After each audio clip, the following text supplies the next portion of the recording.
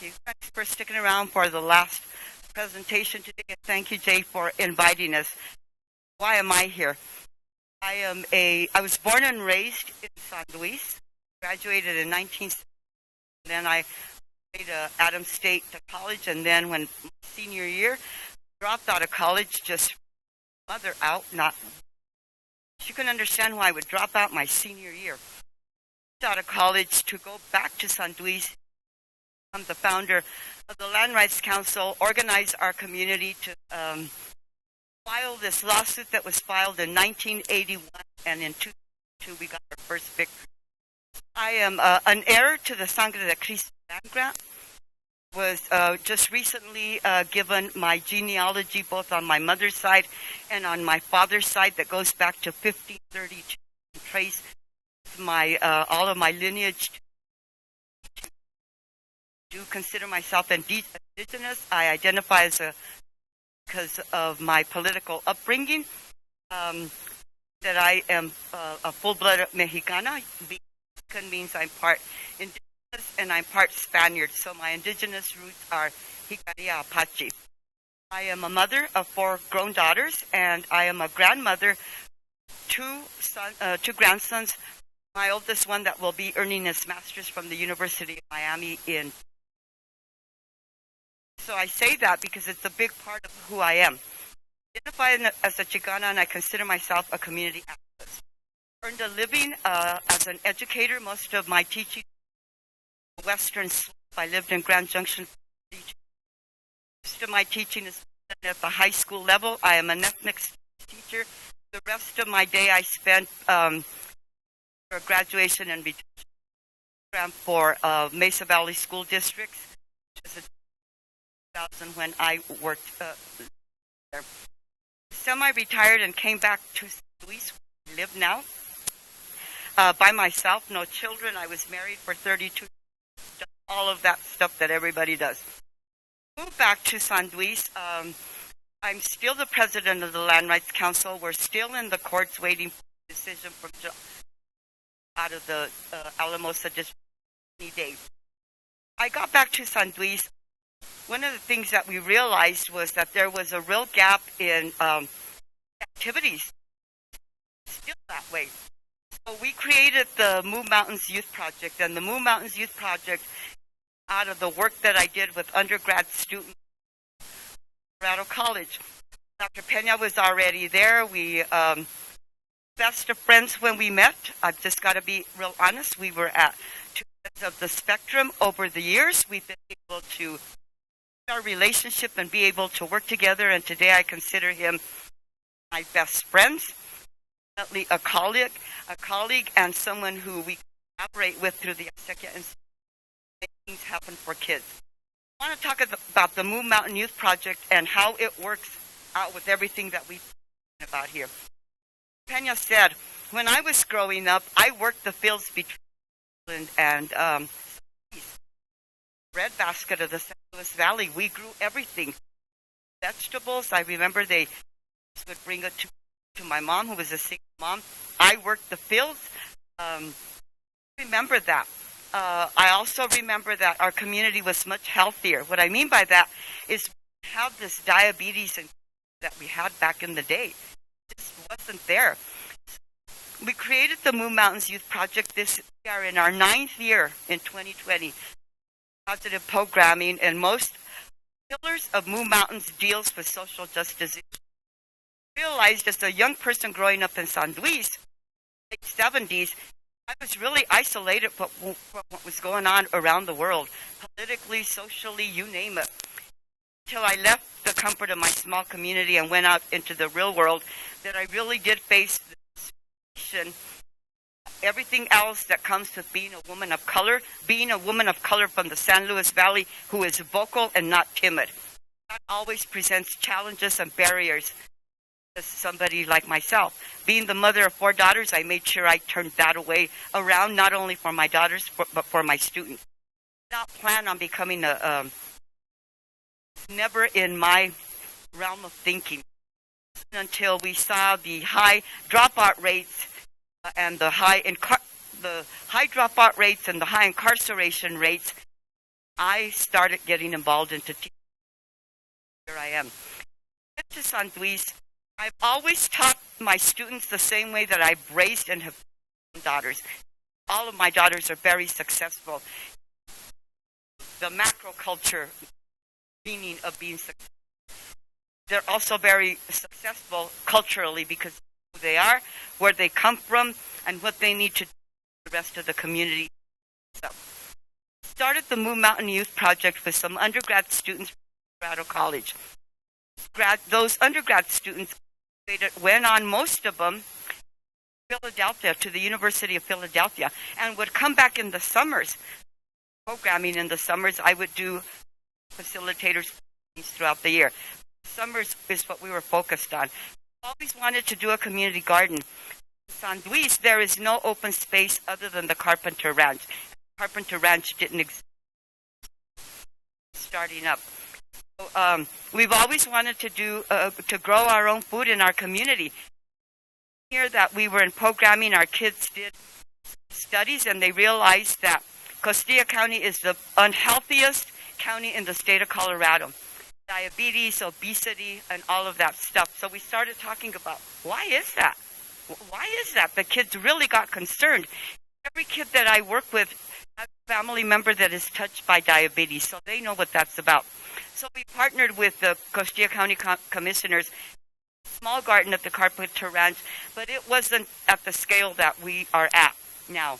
It wasn't until last year that through Dr. Peña's organization, Acequia Institute board partnered with us.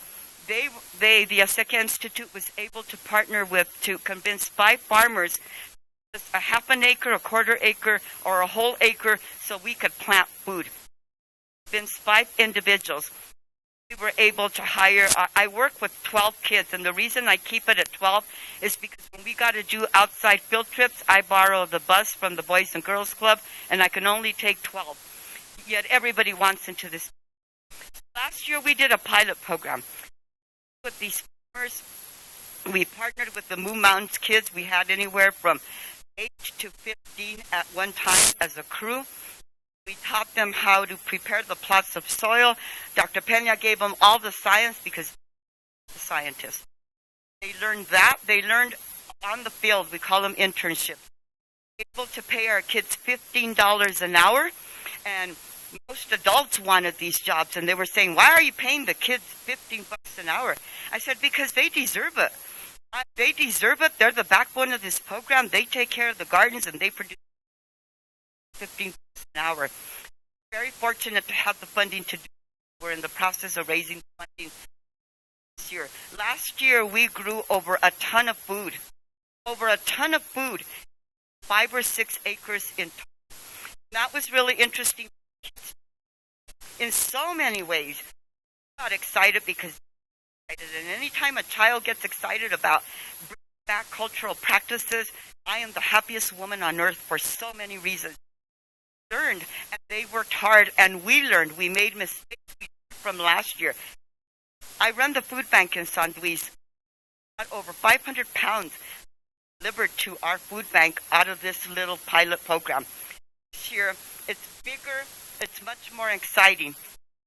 Doubling the amount of farmers. We've got 10 farmers. We're very selective in what they're going to grow because last year, lots of rain, so everything grew. We had beautiful, beautiful, beautiful milpas. This young kid, he was our youngest farmer. He graduates now in May, and he'll continue with this. We're hiring probably about 15 to 5 acres at the Carpenter Ranch, and in total, it looks like we're going to have about 20 acres. We're going to be growing food. This food, last year it went to some of the farmers, kept some. We gave away to everybody and the kids and their families, and just away. This year, the Acequia Institute awarded a $1.5 million grant from the Colorado Health Foundation, which is 0.5 of a $2.5 million budget that we are looking at. With that $1.5 million, we were able to R&R store. It's the only grocery store in San Luis. It is the oldest continuous business in the state of Colorado. It was founded in 1856, correct? It was founded in 1856 been under the Gallegos and the Romeros. No relation. I want to make that very clear. And this year, Felix and Claudia Romero, who had it for like the last 50 years, out. Family's been wanting out for about 2 decades. And we were able to purchase this R&R market, which is now going to be known as the San Luis market. It is going to be a co-op. It is women-led. All of our employees at that store are women. The Colorado Health Foundation said comes with conditions, and the conditions was that it be women-led. That's part of the reason I'm here. And so we've been very lucky, and that's very important in my community because the land grant work that I do, the educational reform work that I do across the state and the country, is male-dominated. It's really nice to be able to work with all these women that know how to run the co-op. We're learning, turning this into a co-op. The food that we grow from the farmers is going to be here, and we will probably get some of that food out, like our bolita beans, in Mora, New Mexico, because they don't grow that there. Lots of choke cherries. Are going to turn. The part will stay that way. That is, the hardware store will become a meeting space, a coffee shop, and a deli, but not what you think of when you hear a traditional deli. To have good, healthy food in that deli, using food, the vegetables, because we don't really grow fruit except for maybe apples, choke cherries, that kind of stuff. We want to sell in the deli. Our objectives and our goals. Then I will pass it on so that I know people want to know how to work with. It's not easy working with. It's not easy working with you. But I'll tell you what, I would rather work with you today than with adults. That's just. Find that working with kids, if you have an opportunity, walk them through that opportunity, support them, rise to the expectations, and blow you right out of the sky. We needed that because losing our culture and our tradition, and I come from an era where I know the power of cultural identity. It's my kids that way. Hundreds of thousands of kids in this manner. Those kids are now in their PhD. I know what the power of cultural identity. These are our objectives. Partnership with Moon Mountains Youth Project and the Acequia Institute, addressing the diabetes and obesity crisis in Costilla County by linking the San Luis Sovereignty Initiative to a program of agricultural heritage internships. Acequia farmers find whose healthier, traditional, and more nutritional food and practices. Mobilize local youth and young adults in rebuilding a robust local food system.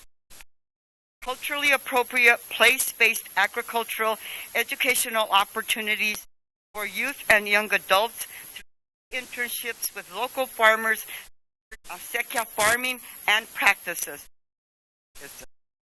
Engage youth and young adults and families in and nutritional classes at the San Luis People Market. We will have a commercial kitchen facility where local women who make good breads and tamales and all of the jams that they make have a place to become entrepreneurs, sell their goods through a cottage industry, provide some economic development for our community, and especially our women.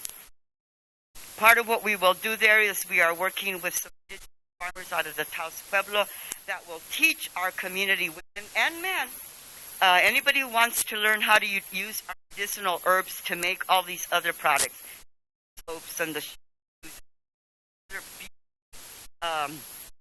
GMO things that we can use in our body. So I'm really excited about that. I want to engage youth and adults learning about food cooperative governance and management. It's the next generation. Lastly, to prepare the next generation farmers and food co-op members as leaders who will actively promote community health equity through farming and diet practices. This is next step that we're taking in involving young people, we will again pay $15 an hour for these kids that we are going to be adults. And we don't call them farm laborers because the agricultural department. We call them paid internships. What I find as an educator, we'll do some teaching in Centennial and San Luis.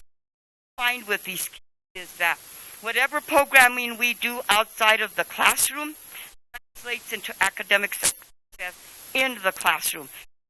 To be able to connect our school board members as this moves on, to be able to provide credit, and not elective credit, but required credit, so that some of these kids can get, because what they're learning, they're not learning in their science class. Hell, we didn't even have a science teacher. People who had to substitute always suffer. I don't care who says what. Kids always suffer if you don't have a constant teacher in the classroom. Got big hopes. Our kids, wished I could have brought some of the kids today. They were just busy.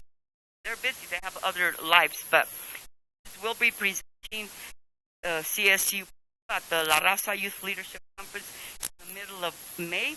We want our kids to understand, and young adults in our community can take back the health of our community, understand what got us there in the first place.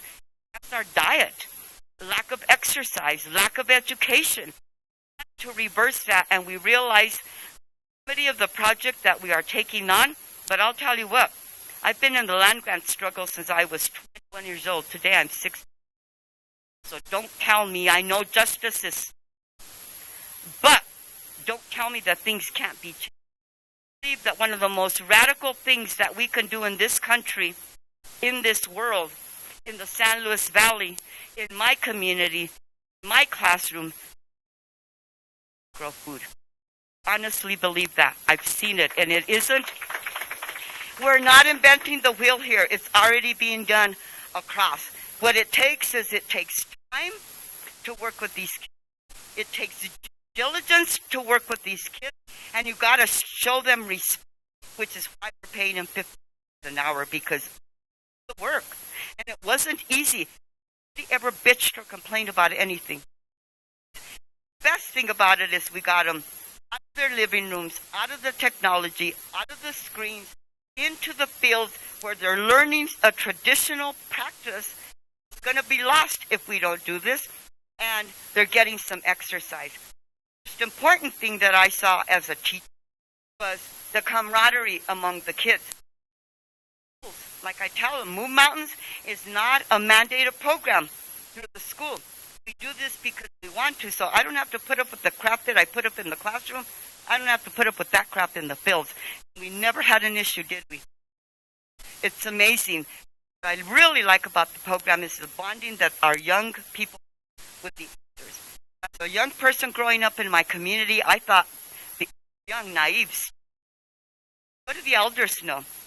Elders taught me everything I needed to lead this 37, 40-year-old challenge of Lovato versus success. Not completely successful. We did get something out of that. We can now go up there and gather wood, firewood, and timber, and be able to graze better than we were back in 1960. I know the power that young people have. I believe in the voices of young people. I believe that what they're thinking and what they're asking of us is what we need to do for them. Listen a lot. Our curriculum is based on what the kids want to do. And although this takes up most of our time, we spend time to bring in people who look like them. People who look like them. People who are professional and have made it in this country in their preferred careers. I want the students in my community to see possibilities for them because they come from San Luis. There's no limits to what they can do. Believe in self. So raising that self-esteem and that confidence comes with the power of cultural identity. In a nutshell, that is what our program is about. We are in the midst right now of hiring an additional 7 kids. We've farmers, 4 workshops that we're doing so that they understand why it is we're doing this and why it is that we're doing it this way. Our cultural identity, getting lost in this country. Hear these outrageous individuals talking about critical race theory. What I just told you about is critical race theory. If that's how you want to label it.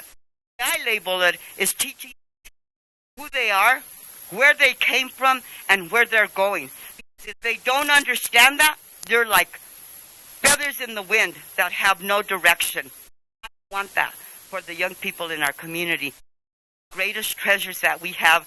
And as an adult, as long as I can think, as long as I can move, I am going to do this until I can't do it anymore. It's most rewarding. Last thing I will say. I deal with the kids in Move Mountains. All kids are at risk. I deal with kids that come from single-parent homes.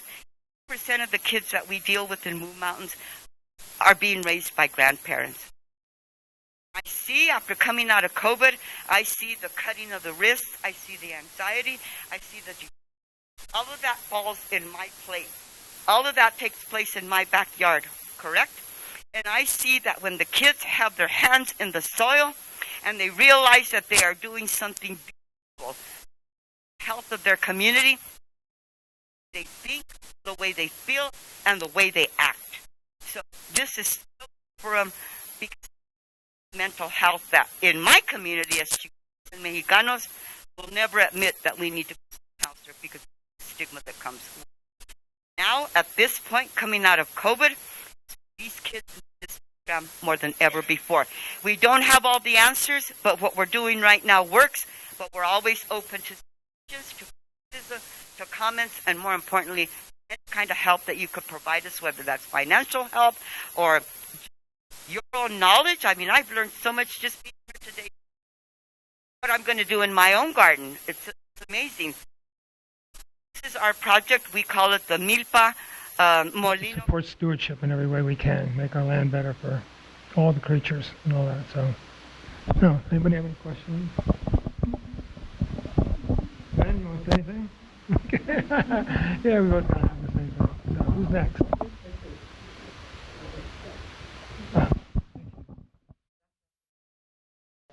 So we met, and he wanted to give us 10,000 acres of the worst land on that 80,000 mountain tract and give up our rights to the other 70,000 acres. And of course, we weren't going to do that. So one of the things that he's doing now is he's trying to buy up all of the outlying property up in the cañones, anything that he could get his hands on, right? Because of water, we all know. I spent time in Standing Rock. I was in Standing Rock the 2 times that the most violence was perpetrated on my brothers and sisters in Standing Rock. I learned the value of water. I knew it before I went to Standing Rock. But if anybody got to spend any time in Standing Rock and listen to the elders, the circle of women who were running that struggle, and it was young people who started that struggle, 14, 15, 16, 17-year-olds. They started Standing Rock. You really learn the value of water. And we stuck to that. And we thought, we're not going to get anything. We're not going to take your loans. If you want to give it to us in grants, we'll take your grants, but not your loans. We had 2 weeks before the deadline. They wrote the proposal, him and Beth Ann, and we got funded. So he is feverishly working to raise the other $1 million that will go into what we call an endowment. This $1 million is going to be a credit line for young farmers and people in our community, number one, who want to buy up some of that land so that the gentrification doesn't begin in San Luis. And like I've always said, so we don't become another Taos. That is my greatest fear, is that we become another Taos. And we all know that, and I speak to this every time I get a chance. They already know me. But this revolving credit would be a $1 million in that revolving credit, similar to what we talk about our collective cultural memory, the SPMDTU. That was an organization, and no, it doesn't stand for some poor Mexican. Pass down the family farm. You're an exception. She is an exception here, a wonderful person that we've got here today. It doesn't go to the women. It goes to the men. So we want to change that perspective so that women can become farmers, because we've heard from our women in our community that they're interested in that. Young generation, the next generation. Not all our kids leave the valley.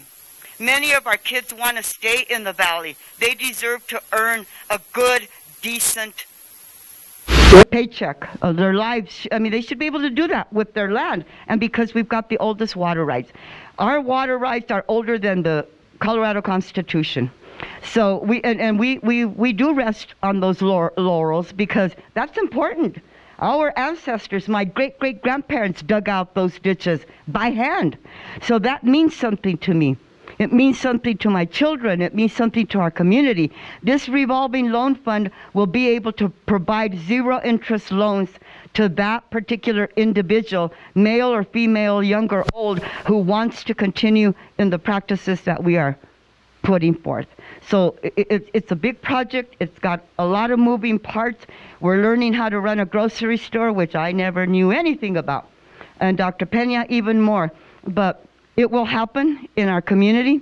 We will raise the money. I don't know where, I don't know how, but it will get done. I can guarantee you that we will come back to this conference down the road and inform this community, this group of people, anyone who's interested in seeing what we're doing. And we're learning. We have a learning curve. We realize that. I invite you to come to our community this summer. We will make the time to show you what we're growing, how our kids are working. We will take, like I said, criticisms, donations, help, anything that's going to make this project better that we can duplicate somewhere else. We're willing to do that. I hate these scholars who know so much but don't want to give anything back, or they hoard that. We've got those kind of people in my community. I don't ever want to be one of those people. Everything I have in here, I want to pour it and pour it and pour it into the minds and the hearts of anybody in my community, but especially the young people in the community, because if anything is going to change in this country, and heaven knows we need a lot of change in this country, if anything is going to change, it's going to be that generation that's going to bring the change. I've seen it when I was that age. Remember the Vietnam War, the protests, the civil rights movement, the Chicano movement? That's who made me who I am, good, bad, or indifferent. It gave me the power that I needed to do everything I need to do in my life, and I've done it, and I've done it outside the box. Has it been easy? Absolutely not. You don't do it alone. You do it by building coalitions of interest, and that's what we continue to do, is build those coalitions of interest. We need allies from every ethnic background and every socioeconomic status background. If we're going to make this change, this radical change of growing and feeding our own communities, it starts here today as we walk out that door. Thank you for everything you all are doing in hearing the conversations. I'm growing this, I'm doing that. It's wonderful. It's awesome. Thank you. Question? Are you going to be at the grocery store be accepting other foods from other organic farmers, or are you going to be able to produce all of it? We're not going to be able to produce all of it, obviously. I don't think any co-op can do that. And we are in the short answer is yes, I hope we do. We are in the process right now of establishing these community committees. We have a community committee that's going to work with the finance people so that, money comes into my community.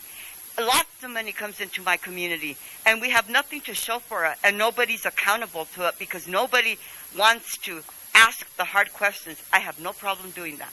But that happens, right? We want to be as transparent as possible because we want it to work. So we'll have a committee that will work with the finance people. We have a committee that will run the co-op as a whole. We have another committee that will run our what we're calling our SBMDTU, our revolving loan fund. Community groups that will hold everybody else accountable so that we can move forward. And I can guarantee you, because I am on the board of the Acequia Institute, that people will know what's happening. Our community meeting to roll all of this out will be held in a couple of weeks because there's been so many things to get together before we can put it out to our community as a whole. So there will be plenty of opportunities for anyone in our community at any age, male or female, to get involved. But it's a matter of educating people on the whole process.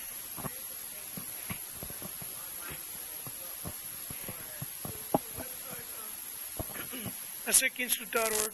and we're getting ready to revamp it. We're also creating a kind of a Shopify page for the San Luis People's Market. That should be online this fall. I want you to come to San Luis, just go and shop at the store. Because, you know, we want to keep it going. If I want to shop, I have to come to Alamosa or I have to go to his house.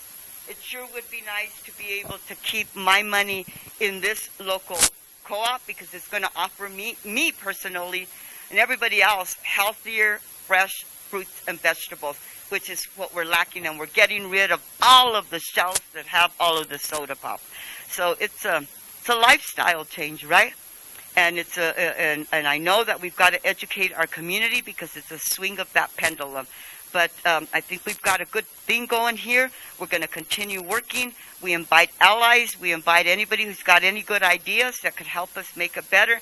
We plan to have a grow house, a greenhouse in the back to grow our produce right behind this store. There's a big empty warehouse there that we're going to be using that, put in solar panels. So we still have a long way to go, but we know what we're doing. We know where we're going. It's that we're forging a new path in our community, but it isn't the first time. This isn't our first rodeo. We haven't done the grocery stuff, but we can learn. Another clarification. A lot of people say, well, why are you taking over a failing grocery store? It's not. It's a successful business. And I know now that, let me tell you a story. We started operating it March 1st. And the first thing I did on blind faith, believing in my community and our ability to change the world, I like the politics of the impossible, was I gave everyone a pay raise. They were getting $9.25 an hour. Everyone got $15 an hour. And Carmelita, who's our purchase order manager, she got $17 an hour. Well, we finished the first month with $4,000 profit. So that's a good sign. But here's the challenge, and she's mentioned it, and we talk about this all the time. We don't want to be Taos, but we also don't want to be La Garita, practically a ghost town, right? You kind of have to find a balance in between those two extremes. And that's not easy to do. This San Luis People's Market with the non-GMO organic volcanic rock tortilla operation, just that itself, best tortillas probably in Colorado coming soon, we're going to become a destination. Becoming a destination means tourism, means gentrification usually. And that's why this mutual aid revolving loan fund is so important to us. Because that way, local farmers and other artisan producers, like all the women who make value-added product, will have a commercial kitchen, USDA certified in the store. They'll be able to produce local foods with that. We'll have a deli and restaurant, cooking classes with the I Collective, the indigenous collective, Carlos Baca, Belinda Black Elk, all of us contributing to do re-indigenizing our cuisine. So we know that's going to have an impact, but you're going to also become an attraction. And so the only way to offset that threat is to have, and I should mention, we've got $250,000 already from the Saris Trust for the revolving loan fund. So we're inching, I'm a fourth of the way there. You know, my glass is a fourth full. Right, and by the end of the year, I think we'll have half a glass. That's what it looks like.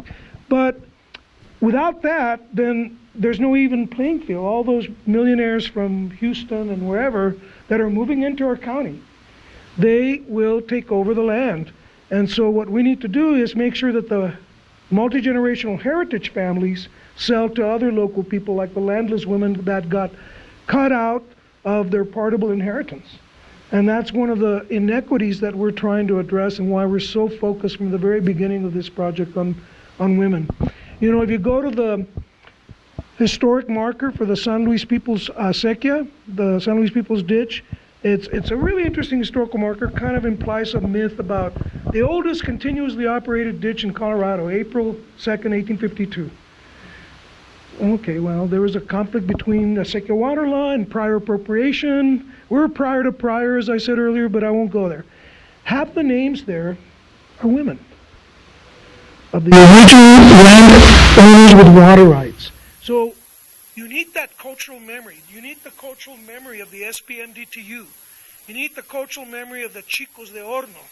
You need the cultural memory that women have always played a role and agriculture, farming, and the water democracy. It's not something new, but it's been forgotten or it's been attacked and therefore weakened.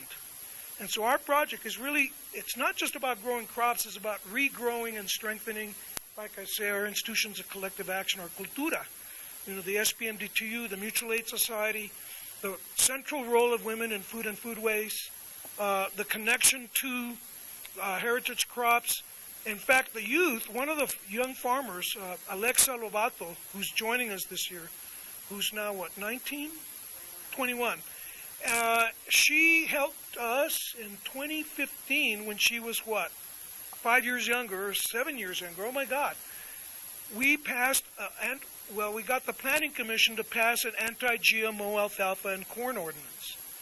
And then the Farm Bureau came in, they threatened a lawsuit, and they pulled it out. But she was a leader at, 15 years old? She was already leading with her heart buried in the soil, in the place. And that's when we notice that, we immediately think, that's the next generation right there. And a lot of our youth, they don't want to go to college. And you know what? That's okay. You don't need a college education to contribute agricultural wealth and well-being to your community. And a lot of kids, they want to stay there. So what we're doing is making their livelihood a decent one so that they can survive.